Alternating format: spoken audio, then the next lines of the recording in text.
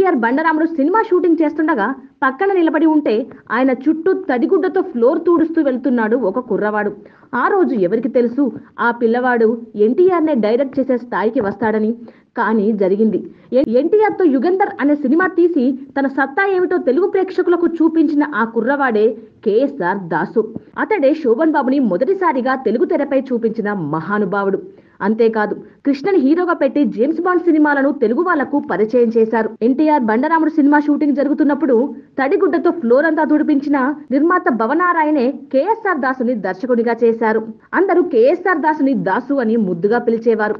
ఒక్క హీరో కృష్ణతోనే 30 సినిమాలు తీయడం అంటే మామూలు మాటలా? మోసగాళ్లకు మోసగాడు అనే సినిమా అప్పట్లో పెద్ద సంచలనం. కృష్ణని ఓవర్ నైట్ సూపర్ స్టార్ ని చేసి అనేక భాషల్లోకి డబ్బైంది ఈ సినిమా. అలాగే చిరంజీవితో బిల్లారంగా, పులిబెబ్బులి, రోషగాడు వంటి సినిమాలకు దాసే దర్శకుడు. రజనీకాంత్ తో, శోభన్ బాబుతో 3 సినిమాలకు దర్శకత్వం వహించిన దాసు కన్నడంలోనూ తన ప్రతిభను చాటుకున్నాడు. కన్నడ స్టార్ హీరో విష్ణువర్ధన్ ని హీరోగా పెట్టి 14 సినిమాలు తీయడం అంటే అప్పట్లో ఒక సంచలనమే. మరి తెలుగు, కన్నడ, హిందీ భాషల్లో దాసు తెలుగు, కన్నడ, హిందీ భాషల్లో 104 సినిమాలకు దర్శకత్వం వహించారు. మరి ఇంత స్టార్ హోదా ఊరికే రాలేదు. 14 ఏళ్ల తన కష్టం ఫలించి దర్శకుడిగా మారారు దాసు. చాలా మందిలాగే ఇంట్లో చెప్పా పెట్టకుండా సినిమా రంగానికి పారిపోయిన వాళ్ళలో దాసు కూడా ఒకడు. గుంటూరులోని కృష్ణామహల్ థియేటర్లో టికెట్స్ అమ్మే పని కుదురుకొని అమ్మడం పూర్తయ్యాక అదే సినిమాను మళ్ళీ చూడటం అతని దినచర్య. చదువు అసలు అబ్బలేదు.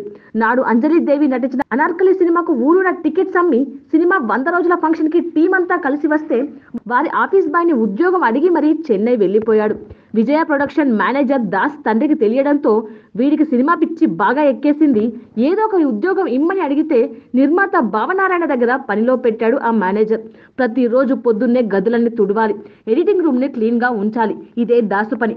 అలా కొన్నాళ్ళు గడిచాక దాసుని శ్రద్ధ గమనించి ఎడిటింగ్ నేర్పించాడు భావనారాయణ. అలా కొన్ని సినిమాలకు ఎడిటర్ గా కూడా పనిచేసిన దాసు భావనారాయణ ఎన్ని తిట్లు తిట్టినా, కసిరినా, అవమానించినా అన్ని భరిస్తూ వచ్చాడు. దేనికి అడ్డు చెప్పలేదు. ఆ సహనమే నాకు మంచి స్థానం ఇప్పించింది అనేవారు దాసు. నువ్వా నేనా తర్వాత గోపాలుడు, భూపాలుడు, ఆకాశరామన్న, భూలోకంలో యమలోకం చిత్రాలకు ఎడిటర్ గా కూడా పనిచేశారు దాసు. ఒకసారి ఎడిటింగ్ రూమ్ లో పని చేసుకుంటున్న దాసుకు తలుపు చప్పుడు వినిపిస్తే తిరిగి చూశాడు. నిర్మాత భావనారాయణ లోపలికి వచ్చి, దాసు, మొన్న వచ్చిన రష్ ఎడిట్ చేశావా? ఆ సీన్లను ఓసారి చూడాలి, రేపటికి సిద్ధం చెయ్యి అన్నారు. అయిపోయింది సార్, నిన్ననే చేసేశాను, ఇప్పుడు చూడొచ్చు అన్నారు దాసు. అబ్బా అనుకున్నారు ఆయన ఆశ్చర్యంగా. 2వ నిమిషంలో ఆయన ఓ మాట అన్నారు. దాసు, నేను తర్వాత తీయబోయే సినిమాకు నువ్వే డైరెక్టర్. ఆ మాట చెప్పి భావనారాయణ వెళ్లిపోయారు. దాస్కి ఆనందంతో మాట రాలేదు. వెళ్లిన ద్వారం వైపు చూస్తూ ఉండిపోయారు. భావనారాయణ నిర్ణయాలన్నీ అలాగే ఉంటాయి. వాటికి ముందు వెనుక ఆలోచనలు, తర్జన భర్జనలు ఉండవు. ఎందుకు ఆయన మనసు తడుతుంది, నిర్ణయమై కూర్చుంటుంది. అలా ఎడిటర్గా ఉన్న దాసు అరక్షణంలో దర్శకుడయ్యారు.